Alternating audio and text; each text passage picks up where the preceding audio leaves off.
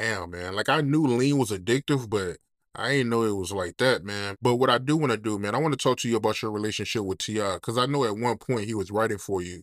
But tell me about that, man, your Yeah. relationship with him. Yeah, so my third album was the first album I did without Jermaine at all, completely. You know, that was the first time where we kind of went our separate ways. And, you know, KP, Kawan Prather, who was a, you know, an ATL legend in the business, he he was my A&R and he was like, yo, we're gonna bring in, you know, some guys that I fuck with, but I'm gonna introduce you to Tip. I think he'd be a good role model, good big brother for you. And the first session we had was at Patchwork Studios, the legendary Patchwork Studios in Atlanta. And I remember telling Tip, like, go give me a spray. And he was like, what? Like, you gonna be a man around here, partner. You ain't gonna be, you gonna get your ass up and go get your own. So niggas ain't no do boys around here. We don't do that. And you know, that day right there's the day I really started respecting Tip. And, you know, this is before the King album, this is before ATL. This is, you know, Tip, young Tip, you know, the T.I. that, you know, took me off Camp Creek go pick my girlfriend up and take us to the haunted house because I couldn't drive. Tip, you know what I'm saying, and walk in the haunted house with us because as like my big brother chaperone. You know what I'm saying? Like we really kicked it. Me and Tip really had moments, man, especially in the studio.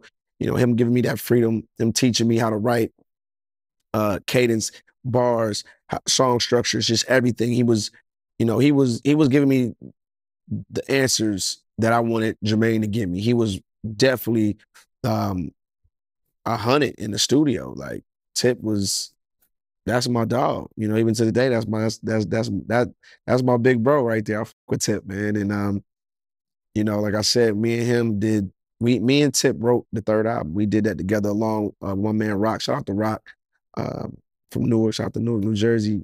Us three collectively wrote that whole third album together. So Let's Get Down was the first single. I wrote a verse, Tip wrote a verse, and Rock wrote a verse. Yeah, that's how that went. Yeah, that was a cool record, man. I had no idea that T.I. he did the Yeah, second verse, man. But yeah, yeah, that song was yeah. dope, man. I wrote the hook. I wrote one verse. Tip wrote one verse. And then, yeah, like I said, my man Rock wrote a verse. So, yeah. But I want to ask you, right? I want to get your opinion. And it's probably not going to happen because of the situation he in right now. But hypothetically, if it's a versus between JD and Diddy, who you got? Oh, JD, of course.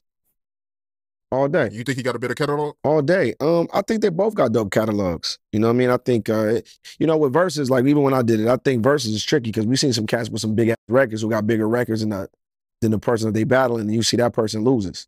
And, you know, and a lot of people don't understand this how you set them records up. With verses, you know, I'm a rapper.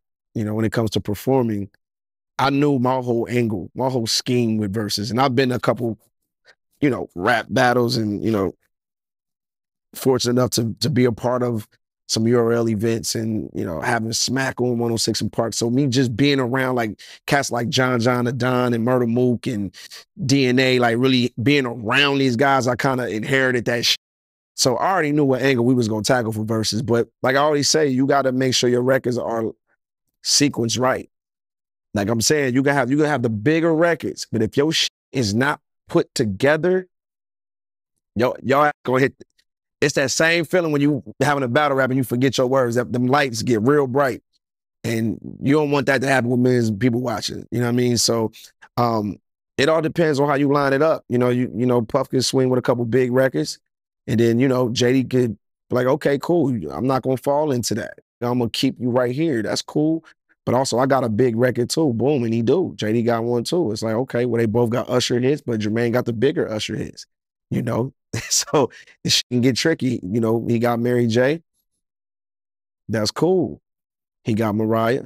You know, you got one, two, he got Jacket. So the balance is there. You know what I mean? The balance is definitely there. But of course, I'm gonna roll with the home team though. You know, I got to roll with JD on that one for sure. Yeah, I mean, JD catalog is underrated, man. Yeah. And think about the records that people don't know that JD did. Like JD's a real producer. Like JD really is composing. Jermaine's on Instagram making beats on the MPC. He's really in there. He ain't the type of producer that walking in overseeing and eating off of young producers and they're making the beats. Nah, Jermaine is all the way in. He's really a technician with this shit. Like, he ain't to be with. He's not to be with. And, You know, Jermaine can get him there. What NPCs you don't press? What buttons you don't like? Jermaine to get the popping this shit, and it'll just be. That's another thing when you do verses. You gotta have your when you popping it, you gotta make sure your trash talk game is up to par too, man. It's a different arena, man. We done seen some niggas' careers get smashed fucking around with that versus shit. Like motherfuckers had no business being up there. Yeah, we're getting exposed. I've seen it. Trust me. I'm telling you. Yeah, your boy. Your boy definitely yeah, Mario. I'm not gonna go there. But the first thing I thought about, yeah, Mario did some work on him, man. Yeah, but see, I didn't like that. And the Mario catalog is way like that's not even a debatable. But you see what I'm saying? Like, but you see what I'm saying? Like, you can have it. He do got the more commercial records. You know what I'm saying? I mean, Mario got one of the biggest records in R&B history. He does at radio. I mean, that Scott Storch record, that Let Me Love You record is monumental as a motherfucker. He going forever have one with that. But we talk about a nigga that went from a boy band group to having some solo success too, and being in movies and all that. I'm telling you, that shit don't mean nothing on Versus if your shit ain't put together right. And Mario came into it like a battle rapper. He knew what it was. I'm gonna pop my shit. I'm gonna bring him into deep waters. I know I'm the better vocalist. I'm gonna out-sing this nigga. I can do new records they never heard before, but just me singing a cappella and having the band break it down, you're gonna see the difference. That's how that whole shit played out. You know what I mean? And he just kept reeling him in. So to me, I'd rather have seen O battle somebody else because, you know, Mario is a vocalist, not to take away from what O has done whatsoever, but they're two different artists. They're two different artists. You know what I'm saying? I'd rather have seen O battle somebody else than Mario though. But all in all, it was entertaining as hell. It was fun. It was viral moments. You know, the internet loves viral moments. You got to give them a viral moment, and you know,